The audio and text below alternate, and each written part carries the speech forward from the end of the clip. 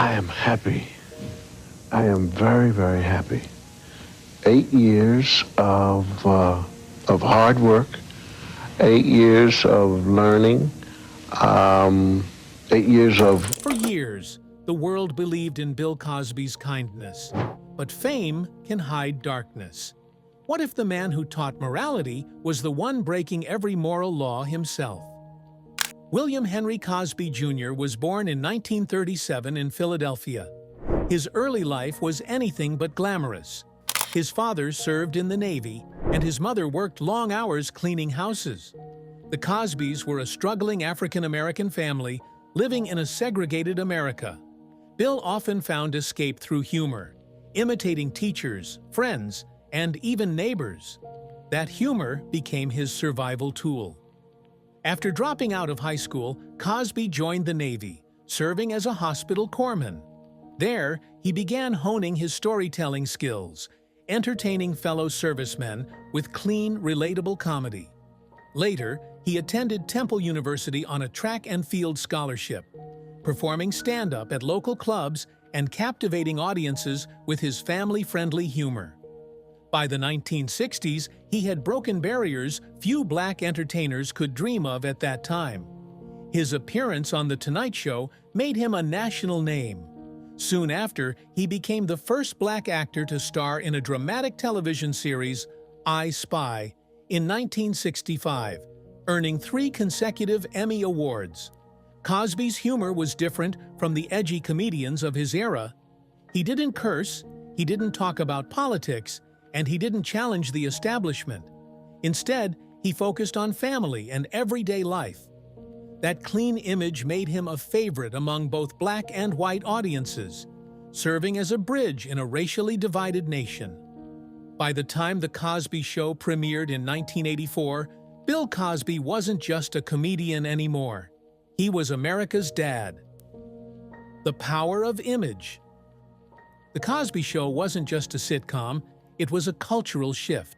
The Huxtables, a successful and loving African-American family, became a symbol of hope and progress. Cosby played Dr. Heathcliff Huxtable, a kind and wise father who offered life lessons through laughter. Off-screen, Cosby mirrored that persona. He gave motivational speeches, donated millions to universities, and became a moral voice in America. He scolded young people for their behavior, their language, and their lack of discipline. He told them to take responsibility and work hard. Parents admired him, universities honored him, and politicians praised him. But the more spotless his public image became, the darker his private life grew. Because behind the curtain of fame, Bill Cosby was using his influence to manipulate, exploit, and control women, many of whom looked up to him. The first allegations against Bill Cosby didn't appear in the 2000s or the 2010s. They began decades earlier. As far back as the 1960s and 70s, women quietly whispered about his predatory behavior. But those whispers never made headlines. Many of these women were young models, actresses, or employees who trusted him for mentorship or career opportunities. Cosby, with his powerful status and fatherly charm, would often invite them to private meetings, parties, or rehearsals. Then, as several victims later testified, he would offer them a drink, sometimes wine, sometimes a special pill to help them relax. Moments later, the women would feel dizzy, disoriented, or unable to move. They would wake up hours later, confused, with little memory of what had happened, and Bill Cosby would act as if nothing had occurred. These encounters followed a disturbing pattern: lure, drug, assault, silence. Why didn't anyone speak up? The answer lies in Cosby's power, money, and influence. A culture of silence. In the entertainment industry, Bill Cosby was royalty. He had connections across Hollywood, universities, and major networks. Speaking against him was seen as career suicide. Victims feared being called liars or being blamed for their own assault. The legal system wasn't prepared to handle such cases. Without physical evidence or witnesses, victims had little chance of being believed. Cosby's legal team knew how to exploit that. Rumors surfaced occasionally, but Cosby's lawyers and public relations team would shut them down immediately. In some cases, his team quietly reached financial settlements that included non-disclosure agreements. Silence was bought. He even used his moral image to discredit women who came forward. People would ask, why would America's dad do that? The myth of his perfection buried the truth again and again, but not forever. In 2004, a woman named Andrea Constand, an employee at Temple University, Cosby's alma mater, accused him of drugging and sexually assaulting her. Cosby denied everything. His team called her claims preposterous. But as prosecutors investigated, dozens of women came forward with similar stories. The same methods, the same drinks, the same loss of consciousness. Despite the overwhelming pattern, the 2005 district attorney declined to file criminal charges, citing lack of physical evidence. Andrea then filed a civil lawsuit. During that process, Cosby was questioned under oath, and his answers would later become crucial. In a sealed deposition, Cosby admitted to obtaining Quaaludes, a powerful sedative, to give to women he wanted to have sex with. That statement was shocking, but the world wouldn't see it for another decade. The turning point: in 2014, almost 10 years after the Constand case had faded, a comedian named Hannibal Buress performed a stand-up show in Philadelphia. During his act, he made a bold remark about Cosby, saying, "Yeah, but you rape women, Bill Cosby." Someone recorded the performance, and it went viral online. Suddenly, people started digging into old allegations. The silence that had protected Cosby for decades finally broke. Within weeks, dozens of women came forward publicly. Their stories were eerily similar: drugged drinks, fading consciousness, waking up violated, and Cosby acting as though nothing had happened. Networks pulled his reruns. Universities revoked his honorary degrees. Sponsors cut ties.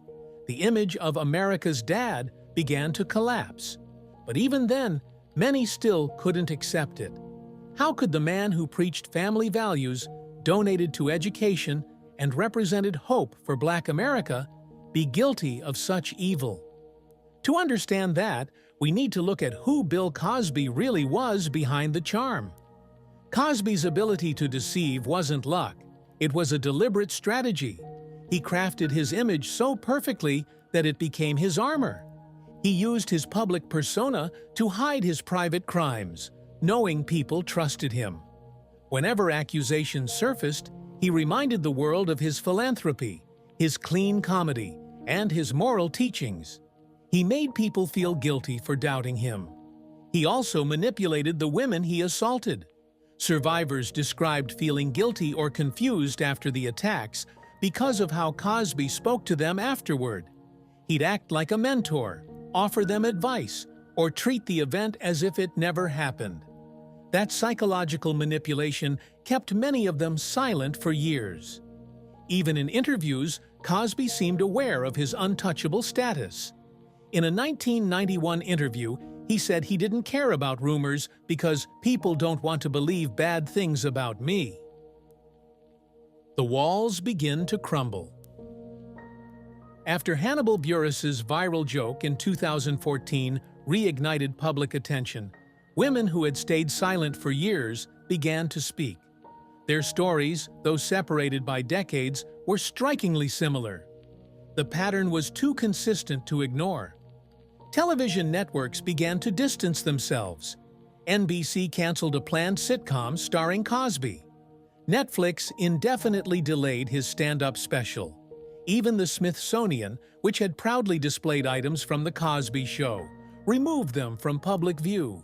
Dozens of women came forward, describing their experiences in painful detail. The number of accusers grew to more than 60.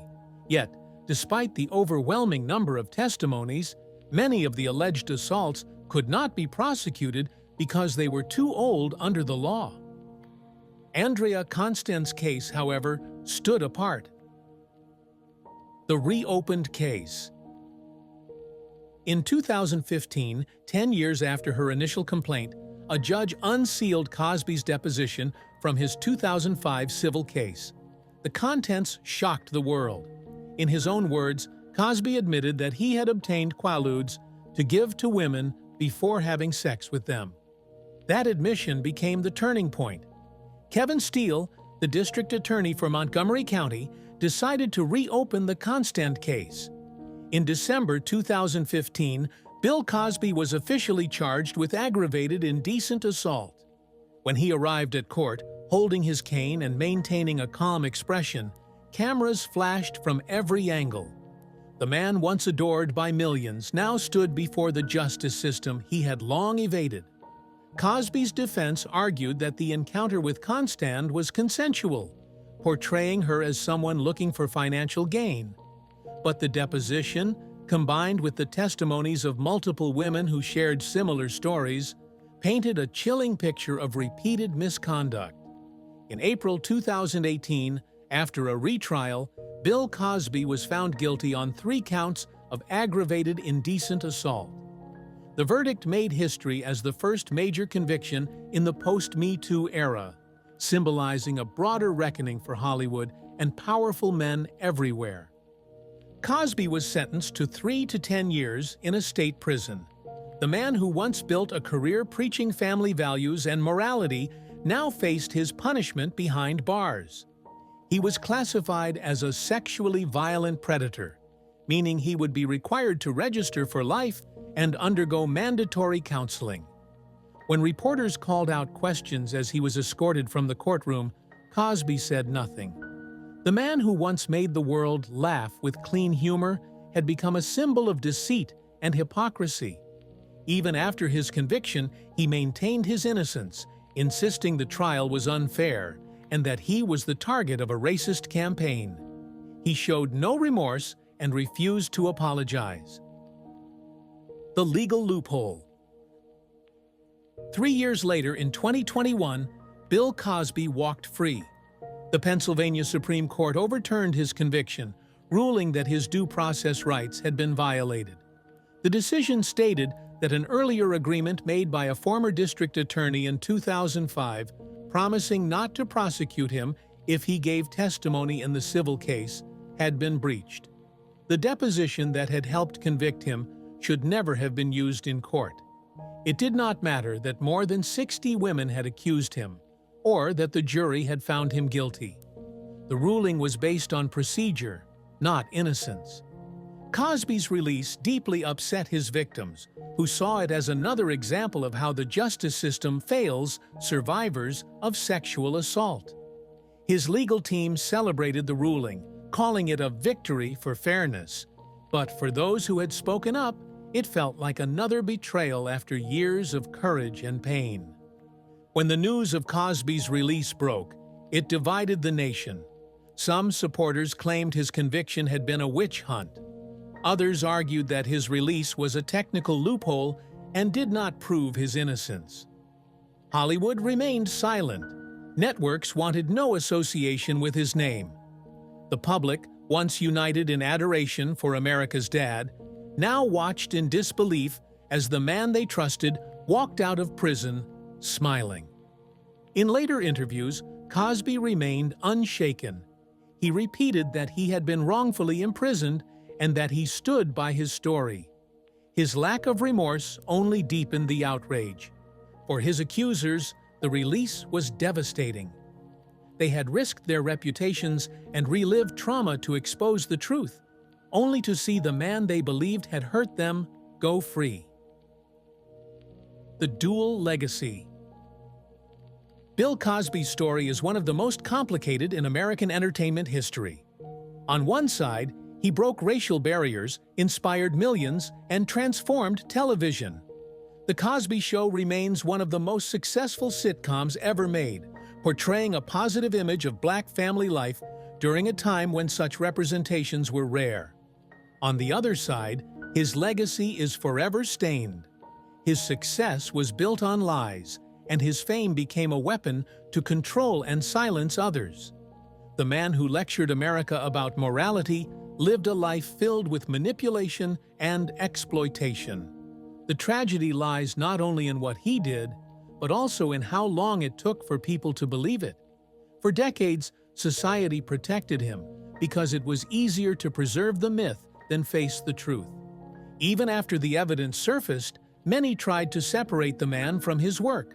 But the truth is that his work was part of his disguise. Every family-friendly joke, every speech about discipline, every moral lesson helped strengthen the mask that hid his crimes. Bill Cosby's rise and fall exposed how fame can distort truth. His influence made people question his accusers rather than him. He understood how to shape public opinion better than anyone. He built his reputation so high that it became his shield. He donated millions to education, funded scholarships, and promoted social responsibility, all while using those good deeds to make himself untouchable. The public saw only the generous father figure, not the manipulative predator. Even when women gathered the courage to come forward, they were met with disbelief. Society's need to hold on to its heroes became his greatest protection. A cultural reckoning. The fall of Bill Cosby marked a turning point in conversations about power, accountability, and abuse. His conviction came just as the Me Too movement was gaining strength, and it helped spark global dialogue about consent and the courage of survivors. Although his conviction was later overturned, his case proved that public awareness and collective voices could challenge even the most powerful. It also forced society to confront uncomfortable truths about how easily image can overshadow integrity. Bill Cosby's downfall became a warning about the dangers of unchecked influence and blind hero worship. It showed how fame can protect evil when the world refuses to look closer. The man behind the mask. Today, Bill Cosby lives quietly, away from the spotlight. His reputation is beyond repair, his honors revoked, and his name synonymous with betrayal. The same world that once celebrated him now remembers him as a symbol of hypocrisy and moral decay. He occasionally issues statements through his representatives, still declaring his innocence, but few are listening anymore. The illusion is gone. After his release from prison in 2021, Bill Cosby returned quietly to his home in Pennsylvania. Reporters surrounded the area, waiting for a statement or apology. Instead, they heard denial. Through his spokesperson, Cosby claimed that he had been wronged and that his conviction was the result of bias. He showed no remorse for his actions. Instead, reports surfaced that he was planning a return to the public stage, saying he wanted to speak about justice reform. The idea shocked people who had followed the years of trials, evidence, and survivor testimonies. To many, his reaction only confirmed how detached he was from the harm he had caused. By this time, the public's view of Cosby had changed forever. A few loyal fans still defended him, but most of America saw him as a man who used his image to manipulate others. The warmth and humor that once defined him were gone. In their place stood a symbol of hypocrisy and control. For the women who came forward, the years following his release were both painful and empowering. They had endured public doubt, harsh criticism, and emotional exhaustion, yet they refused to remain silent. Their courage inspired others across the world to speak up about their own experiences. Survivors like Beverly Johnson and Janice Dickinson gave interviews and participated in documentaries, making sure their voices could never again be buried under fame or influence.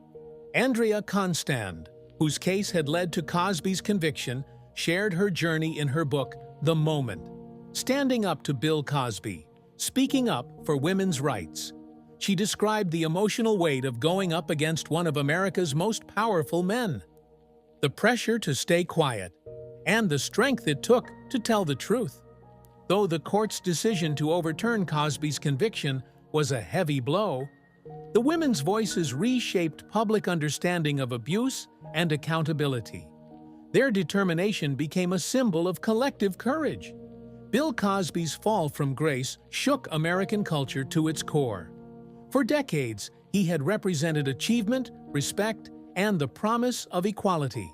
His character on television was a symbol of a better, kinder world.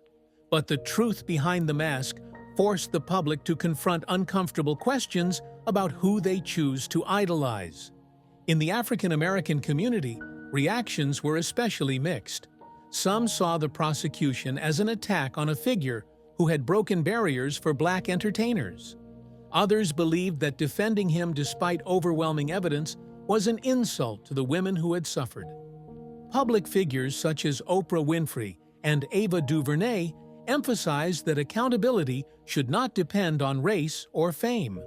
They reminded the world that justice must be the same for everyone, no matter how powerful or admired they are. The entertainment industry also felt the shock. Networks pulled The Cosby Show from reruns.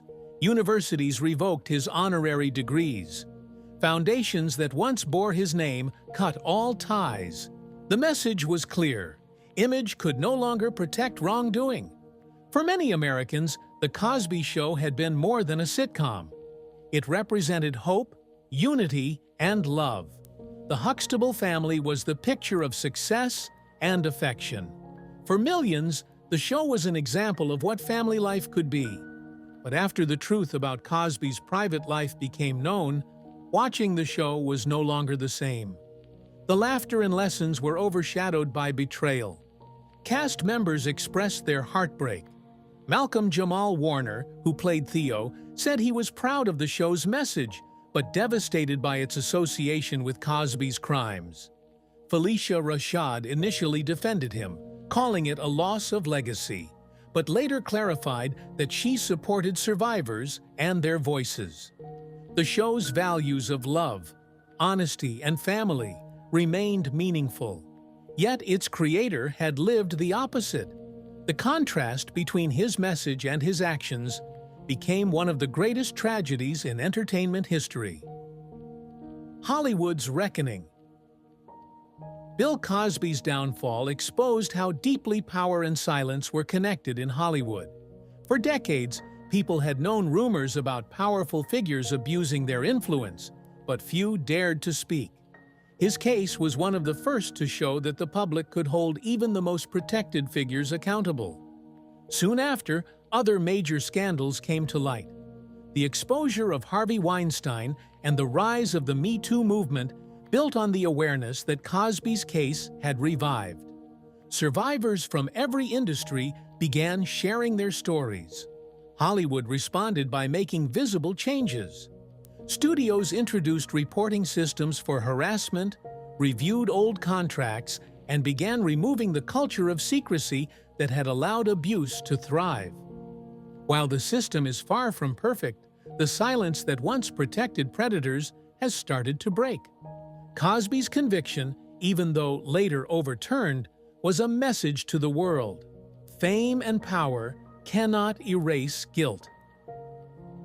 The psychology of deception. To understand how Bill Cosby maintained a double life for so long, it helps to look at how he controlled his image. He was not just a performer, he was a master of perception. He knew how to act, when to smile, and how to speak so that people believed him completely. In public, he was the perfect gentleman, the mentor, the moral guide. In private, he controlled, manipulated, and violated. He created two worlds, one for admiration and one for secrecy. His donations, speeches, and public campaigns about responsibility and family were not only good deeds, they were part of his disguise. They made people feel guilty for doubting him. The more he talked about morality, the more he convinced the world that he lived it. People who live double lives often crave control. They enjoy knowing they can fool others. For Cosby, every time he was praised, it reinforced his belief that no one would ever question him. His need for control over others' perception was as powerful as his need for dominance in private. Bill Cosby's story teaches an uncomfortable truth about human nature and society. People want to believe in heroes. They want to see goodness in those who inspire them. But when admiration turns into blind faith, it creates the perfect hiding place for evil. The truth about Cosby was not invisible. It was ignored. His reputation, money, and connections formed a shield that protected him for decades. The people around him had reasons to stay silent: fear, loyalty, or self-interest. The fans did not want to believe that someone they loved could do such harm. The lesson is simple but powerful. Never confuse image with integrity. Fame is not proof of goodness. The more flawless someone appears, the more carefully the truth should be examined. Life after the fall. Since his release, Bill Cosby has lived mostly out of sight. His attempts to restore his image have failed. The world has moved on, and his name now stands for warning, not admiration. Younger generations no longer remember him for his comedy or his television success. They remember him as a man whose choices destroyed everything he built. The women who came forward continue to share their experiences and help others speak out. They turned their pain into purpose, ensuring that future survivors would not have to face the same silence. Their courage remains stronger than the name that once overshadowed them. Bill Cosby's life is a story of extremes. He was a pioneer and a predator, a teacher and a deceiver. He taught lessons about honesty while living a lie. His laughter filled homes, but his actions destroyed lives. He will not be remembered for his achievements, but for the truth that eventually caught up with him. His story reminds us that time does not erase justice. Lies can last for years, but truth always finds a way to rise. In the end, Bill Cosby's double life collapsed under its own weight. The mask fell, and what remained was the reality he could never escape. Stories like this remind us that truth always finds a way. Share this video, subscribe for more untold stories, and help keep the spotlight on justice and accountability.